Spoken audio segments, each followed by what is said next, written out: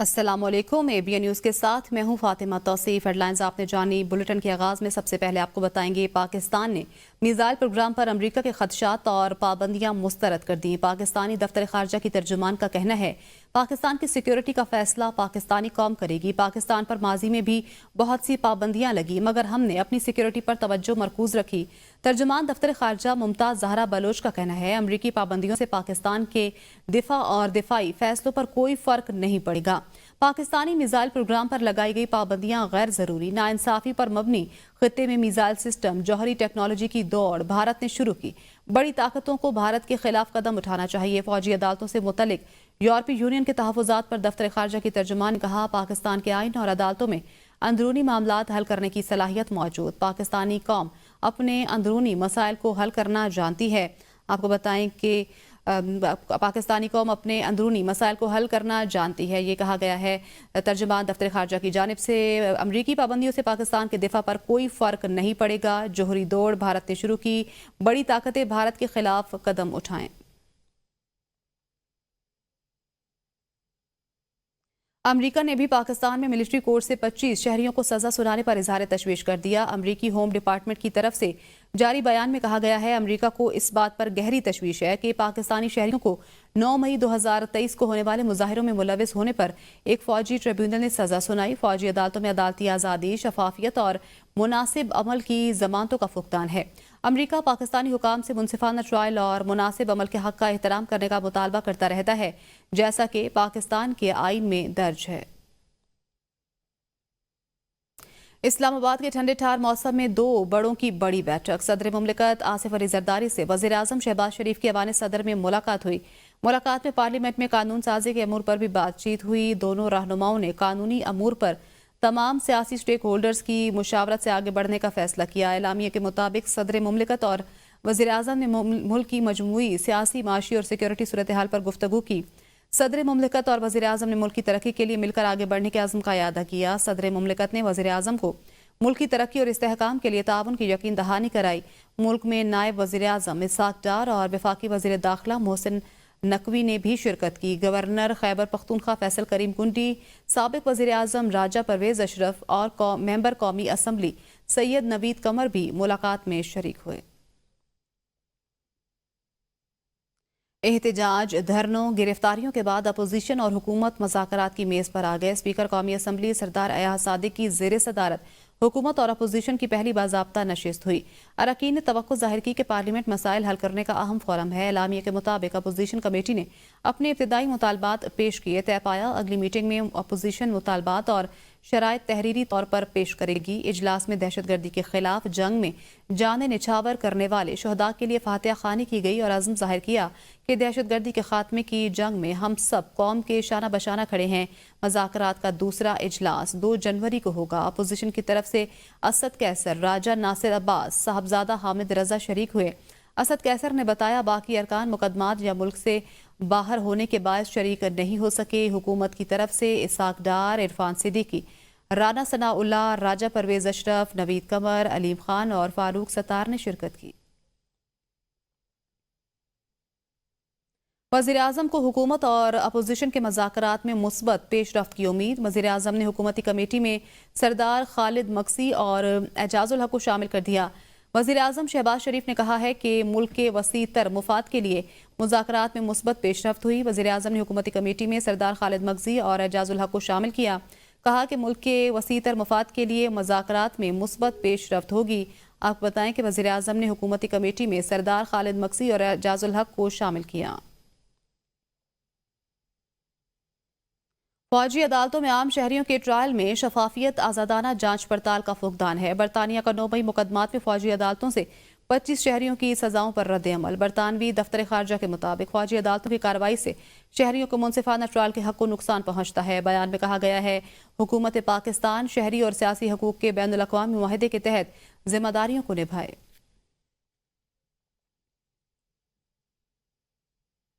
मुस्लिम league नून के रहनुमा इरफान सिद्दीकी ने कहा आइन और कानून की हदूद के अंदर रहते हुए हम क्या कर सकते हैं वो ज़रूर करेंगे। ABN न्यूज़ से गुफ्तगू करते हुए इरफान सिद्दीकी ने कहा हम वसीतर तनाजुर में मामलात को आगे लेकर जाना चाहते हैं। एक तवील अरसे के बाद सियासी मज़ाकरात का बाज़ाब्ता अमल शुरू हुआ। پی ٹی آئی کے مطالبات ڈھکے چھپے نہیں ہیں۔ اچھی پیش رفت ہے۔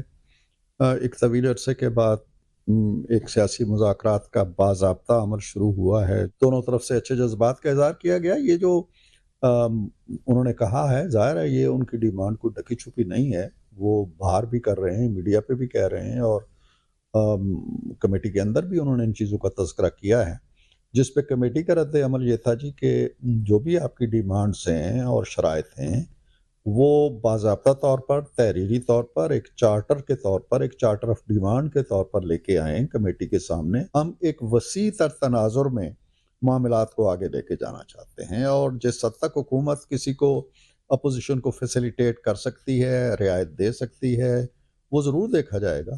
آئین اور قانون کی حدود کے اندر رہتے ہوئے ہم کیا کر سکتے ہیں وہ ضرور کریں گے۔ قومی اسمبلی میں اپوزیشن لیڈر عمر ایوب نے کہا ہے کہ حکومت جیسی بھی ہے مذاکرات ان سے ہی کرنے ہیں۔ ہمارا مطالبہ ہے پی ٹی آئی کے تمام اسیران کو رہا، جبکہ 9 مئی اور 26 نومبر پر جوڈیشل کمیشن بنایا جائے۔ اس وقت تک استحکام نہیں آئے گا جب تک ملک میں انصاف نہیں ہوگا۔ علی امین گنڈاپور معاملات اچھے طریقے سے سنبھال رہے ہیں، انہیں ہٹانے کی بات بے بنیاد ہے۔ پارٹی میں کسی قسم کی اختلافات نہیں۔ انہوں نے مزید کہا کہ فوجی عدالت کے فیصلے کی مذمت کرتا ہوں، اس کے خلاف عدالت جائیں گے۔ مذاکراتی ٹیم بنانی ہے اور ہم نے اناؤنس کی، بلکہ اسی دن شام کو مجھے اریسٹ کر دیا گیا تھا انلیگل کنفائنمنٹ میں، اور کنٹمپٹ آف کورٹ بھی پولیس پہ لگی ہے۔ اس پہ جو ہمارے ساتھی اس وقت اسیران ہیں، باقی اسیران، ان کی فی الفور آزادی۔ ہمارے جو 9 مئی کا کمیشن ہونا چاہیے کہ وہ سی سی ٹی وی فوٹیج سامنے آنی چاہیے۔ ہماری 26 نومبر 2024 میں جو سانحہ ہوا ہے ڈی چوک، اس کا کمیشن ہونا چاہیے۔ پاکستان میں تب تک استحکام نہیں آئے گا جب تک آئین اور قانون کی بالادستی نہیں ہوگی۔ وزیر اعظم کے مشیر رانا ثناء اللہ خان نے کہا کہ حکومت اپنے رویے کا اظہار کمیٹی میں کرے گی۔ اپوزیشن نے آج زبانی بات کی ہے، جب وہ بلیک اینڈ وائٹ میں لے کے آئیں گے تو پھر ہم ان کو کمیٹی میں بھی جواب دیں گے۔ انہوں نے بھی اپنی لیڈرشپ سے مشورہ کرنا ہے، ہم نے بھی کرنا ہے۔ رویے کا اظہار جو ہے وہ کمیٹی میں کرے گی جب وہ اپنے مطالبات، آج انہوں نے وربل بات کی ہے، جب وہ ان بلیک اینڈ وائٹ لے کے آئیں گے اس کے اوپر پھر ہم ان کو یہاں کمیٹی میں بھی جواب دیں گے۔ 18 میں بھی یہ کہہ رہے تھے کہ ایک ڈیموکریٹک سسٹم میں حزب اختلاف اور حزب اقتدار کو جو ہے وہ پولیٹیکل ڈائلاگ کرنا چاہیے، کوئی ان کے اوپر پابندی نہیں ہے، جو بھی مطالبات وہ کرنا چاہیں اب وہ بلیک اینڈ وائٹ میں نیکسٹ ویک میں لے کے آئیں۔ اسلام آباد میں بیٹھے بزرگوں اور بابوں کو انٹرنیٹ کی سمجھ ہی نہیں۔ یہ لوگ انٹرنیٹ استعمال نہیں کرتے، ہمارا اور آپ کا جینا حرام ہوگا۔ آج بھی کہیں نہ کہیں یہ ڈر موجود ہے کہ انٹرنیٹ پر عوام اپنے حق کی آواز بلند نہ کر لیں۔ آج کی دنیا میں انٹرنیٹ تک سستی اور ناقابل رکاوٹ رسائی سب کا بنیادی حق ہے، یہ ہمارا جمہوری حق ہے۔ بلاول بھٹو زرداری نے کہا، کوہ ہمالیہ کا پگھلنا نئی نسل کے لیے خطرہ، جنگی بنیادوں پر کام کرنا ہوگا۔ جو اسلام آباد میں بیٹھے ہوئے بزرگوں اور بابوں اور سیاستدانوں کو سمجھ ہی نہیں آتا۔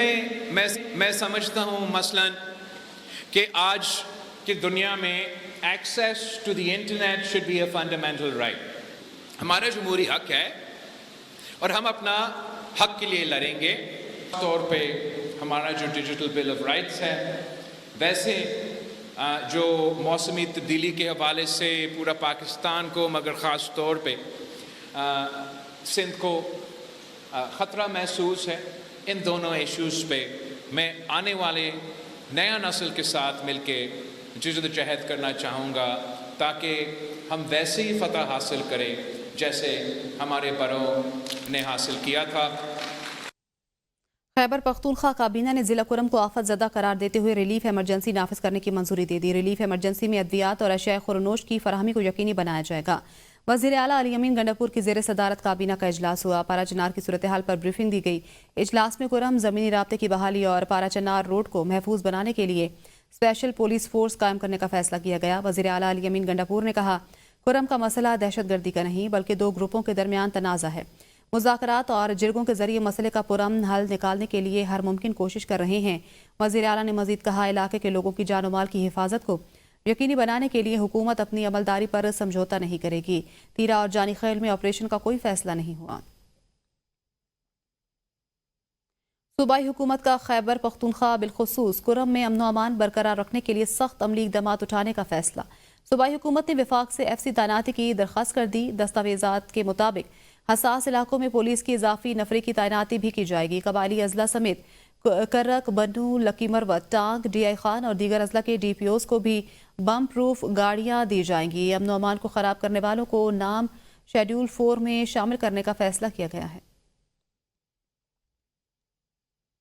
بجلی کا بڑا بریک ڈاؤن، تربیلا بجلی گھر کے 11 یونٹس بند ہو گئے۔ 3608 میگا واٹ بجلی سسٹم سے نکل گئی۔ تربیلا بجلی گھر کی پیداوار 4888 میگا واٹ سے کم ہو کر 1280 میگا واٹ رہ گئی۔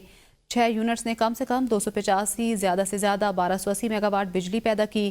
تربیلا جھیل میں قابل استعمال آبی ذخائر میں کمی، پانی کی آمد 17600 کیوسک، اخراج 25000 کیوسک ریکارڈ ہوا۔ جھیل میں پانی کی سطح 1470.83 فٹ رہ گئی۔ تربیلا جھیل میں پانی ذخیرہ کرنے کی گنجائش 1550 فٹ ہے۔ کویت میں کام کرنے والی سینکڑوں نرسز کا مستقبل داؤ پر لگ گیا۔ سرکاری NOC لے کر جانے والی پاکستانی نرسوں کی ڈگریوں کی تصدیق کا معاملہ نرسنگ بورڈ سینٹر میں لٹک گیا۔ ذرائع کے مطابق فروری 2024 میں کویت کے سفارت خانے کو لکھے گئے خط کا تاحال کوئی جواب نہیں دیا گیا۔ نرسز نے وزیر اعلیٰ پنجاب سے فوری ایکشن لینے کا مطالبہ کر دیا۔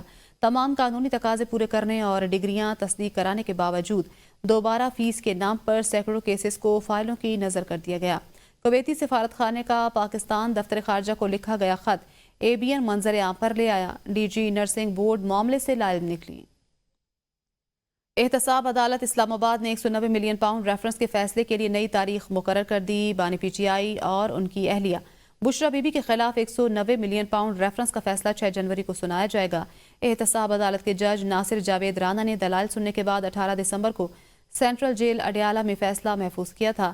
190 ملین پاؤنڈ کیس کا 18 دسمبر کو محفوظ کیے جانے والا فیصلہ 23 دسمبر کو سنایا جانا تھا، جو مؤخر کر دیا گیا اور اب 6 جنوری کو سنایا جائے گا۔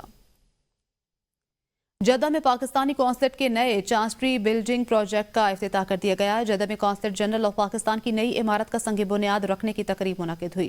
سعودی عرب میں پاکستان کے سفیر احمد فاروق نے منصوبے کا افتتاح کیا۔ تقریب کی میزبانی پاکستان کے قونصل جنرل جدہ خالد مجید نے کی۔ جدہ قونصلیٹ پاکستان کی وزارت خارجہ کا بیرون ملک سب سے بڑا مشن ہے۔ اعزازی سفیر احمد فاروق نے تقریب سے خطاب کرتے ہوئے کہا کہ یہ مشن سعودی عرب کے مغربی کنارے میں تقریباً 1.8 ملین پاکستانیوں کی خدمت کرتا ہے۔ سعودی عرب کے دارالحکومت الریاض میں صدر جموں کشمیر لبریشن فرنٹ آزاد کشمیر و گلگت بلتستان ساجد محمود صدیقی کے اعزاز میں عشائیہ کا انعقاد کیا گیا۔ تقریب سے خطاب کرتے ہوئے ساجد محمود صدیقی نے کہا کہ مضبوط اور مستحکم پاکستان کشمیر کے لیے ناگزیر ہے۔ کشمیر کی مکمل آزادی اور تحریک آزادی کے لیے پاکستان کا مضبوط ہونا نہایت ضروری ہے۔ مہمان خصوصی نے کہا کہ پاکستان کی معیشت مضبوط کرنے میں اوورسیز پاکستانیوں کا اہم کردار ہے۔